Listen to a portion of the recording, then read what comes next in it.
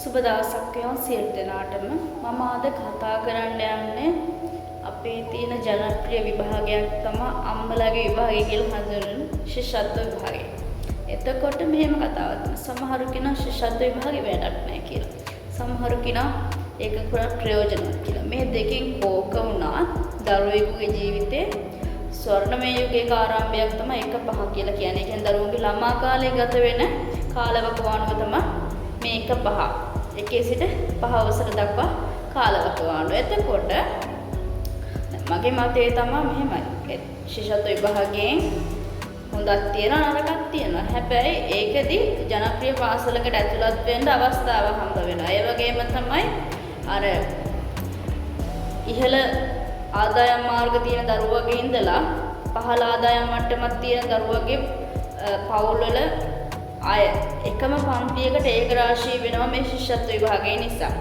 එතකොට ඒ වගේම තමයි ගොඩක් දක්ෂ දරුවෝ ඉන්නවා හොඳ පාසල් වලට ඇතුළත් වෙන්න අවස්ථාව නැහැ. එතකොට මේකට හොඳ තෝතැන්නක් තමයි මේ ශිෂ්‍යත්ව විභාගය කියලා කියන්නේ. එතකොට අපි බලන්න ඕනේ කොහොමද අපි මේ ශිෂ්‍යත්ව විභාගයට දරුවෙක් සූදානම් කරන්න කියලා.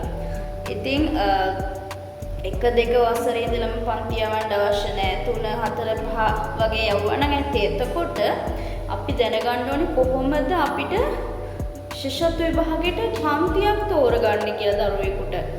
මම මෙතනදී කරන්නේ ප්‍රොමෝෂන් එකක්වත් එහෙම මොකුත් නෙමෙයි. මම ශිෂ්‍යත්ව පන්ති කරන ගුරුවරයෙකුත් නෙමෙයි. එතකොට මම කියන්නේ අපිට දරුවෙක්ට පන්තියක් තෝරගද්දි හොඳ ගුරුවරයෙක් තෝරගන්න ඕනේ. ඒ කියන්නේ සමහර ගුරුවරු ඉන්නවා ළමයිව ෆෝස් කරලා අර එයාලව තලලා පොඩි කරලා අර තමන්ගේ මේ වැඩේ කරව ගන්න එහෙම කට්ටිය. එහෙම නෙවෙයි. දරුවෝ කියන්නේ හරියට මල් වගේ. එතකොට දැන් මේ කාලවකවානුවේදී 1 වසර ඉඳලා 5 වසර දක්වා දරුවෙකුගේ ජීවිතයේ තියෙන අත්දැකීම් එයාගේ ඉදිරි අනාගතයේදී එයාගේ ජීවිතයට බලපානවා. ඒ කියන්නේ සමහර වෙලාවට ඒ ළමයාට මුහුණ දෙන්න සිද්ධ වෙච්ච අමිහිරි අත්දැකීම් එයාට සමහර වෙලාවට අවුරුදු 25ක් 30ක් වෙනකනොත් ඒ කොළුවේ තැම්පත් වෙලා හිතට වද දෙන්න පුළුවන්.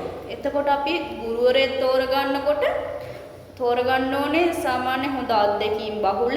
ඒ වගේම තමයි දරුවෙක්ට ආදරයෙන් සැලකෙන. සාමාන්‍ය මේ වයසේ දරුවෙක්ට 1 වසර ඉඳලා 5 වසර දරුවෙක්ට ගොඩක්ම ආදරය අවශ්‍යයි.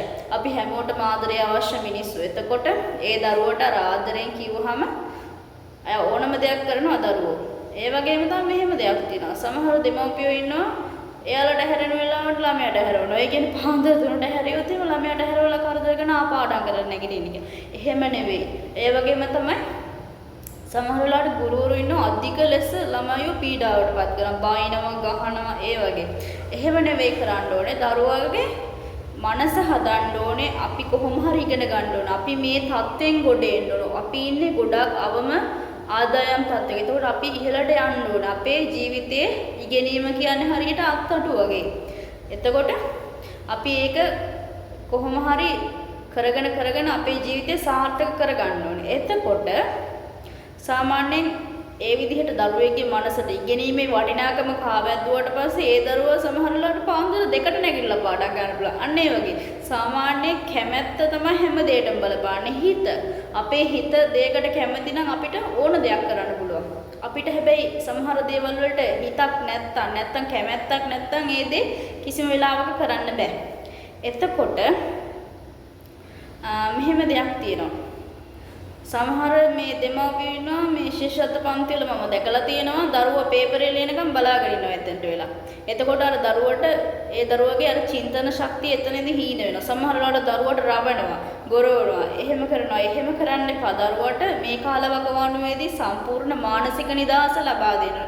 මානසික නිදහස ලබා දෙන තරමට ඔයගොල්ලෝගේ නැන නුවණ ශක්තිමත් වෙනවා. ඒ කියන්නේ නුවණ වර්ධනය වෙනවා. ඒක තමයි වෙන්න ඕනේ. එතකොට මම හිතනවා මගේ මේ කතාවෙන් ඔයගොල්ලෝ පොඩි හරි අදහසක් ගන්නද කියලා. ඔයාලගේ දරුවෝ කොහොමද ශිෂ්‍යත්ව විභාගයට සූදානම් කරන්නේ කියලා. ඉතින් අසුබ දවසක් නැවත හම්බ වෙමු.